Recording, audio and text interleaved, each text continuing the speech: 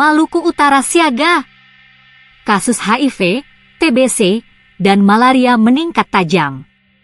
Maluku Utara sedang menghadapi ancaman senyap yang tak bisa diabaikan.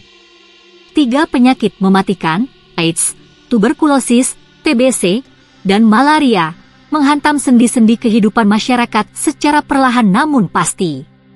Dalam 3 tahun terakhir, angka kasus terus menanjak, menciptakan potret buram kesehatan masyarakat di wilayah kepulauan yang kaya sumber daya ini.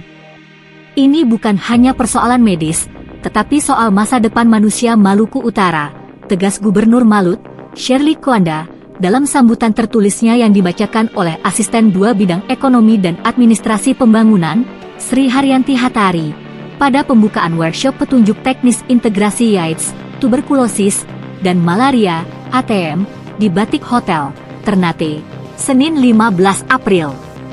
Data yang disampaikan dalam forum tersebut menggambarkan realitas yang mencemaskan. Tahun 2024, Maluku Utara mencatat 670 kasus baru HIV/AIDS, 4.020 kasus baru tuberkulosis, 123 kasus malaria. Angka ini bukan sekadar statistik.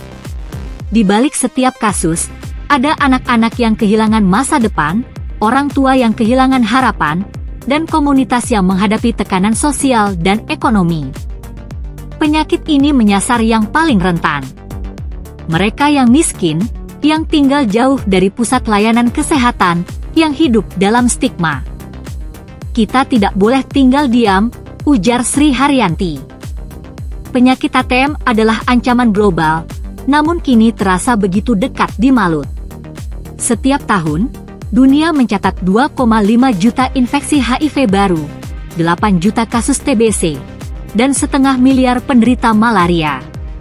Di tengah gempuran angka global itu, Maluku Utara kini berdiri di ambang krisis lokal yang serius jika tak segera diintervensi.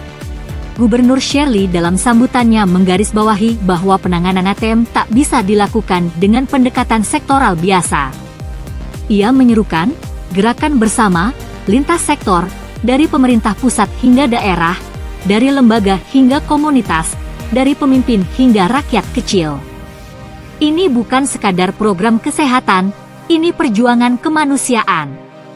Kita harus bergerak bersama, melampaui sekat-sekat birokrasi, untuk menyelamatkan generasi Maluku Utara dari masa depan yang suram, tegasnya. Dalam workshop tersebut, Pemprov Malut menekankan pentingnya mengintegrasikan program ATM ke dalam dokumen perencanaan pembangunan. Ketua Adinkes Malut, Fathia Suma, menyampaikan bahwa salah satu tujuan utama kegiatan ini adalah mendorong sinkronisasi kebijakan dengan pelaksanaan di lapangan. Kami ingin ATM tak hanya jadi tema seminar, tapi masuk dalam RKPD, Renja, dan APBD. Karena tanpa alokasi yang jelas dan terukur, kita hanya akan bicara tanpa bertindak, jelas Fathia.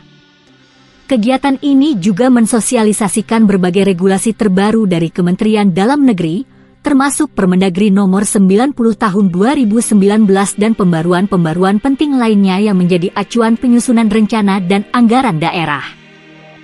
Salah satu tantangan terbesar dalam penanggulangan ATM bukan hanya soal anggaran atau fasilitas, tetapi stigma. Banyak penderita HIV/AIDS atau TBC yang memilih diam karena takut dijauhi. Padahal, penyakit ini dapat dicegah, diobati, dan dikendalikan jika mendapat penanganan dini.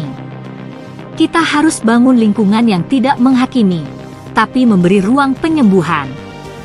Karena setiap penderita berhak untuk sembuh, untuk hidup normal, untuk bermimpi, ujar Sri Haryanti.